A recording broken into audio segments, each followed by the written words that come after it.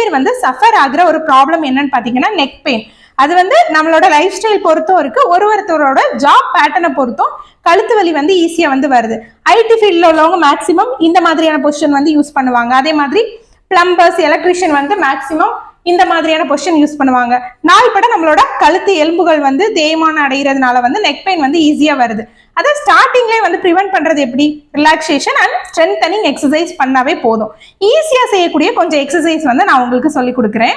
First one வந்து forward flexion, extension, side flexion, அப்புறம் rotation, அப்புறம் வந்து மெதுவா லாஸ்ட் ஃபுல் சர்க்கம்டெக்ஷன்.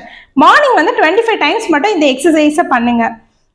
நல்ல ஒரு பெஸ்ட் ரிலாக்ஸேஷன் வந்து உங்களுக்கு கிடைக்கும். டிப்ஸ் வந்து உங்களுக்கு யூஸ்ஃபுல்லா இருந்துச்சுன்னா லைக் பண்ணுங்க, ஷேர் பண்ணுங்க, மறக்காம ஆரோக்கியம் தொடர என்னோட சேனலை சப்ஸ்கிரைப் பண்ணுங்க.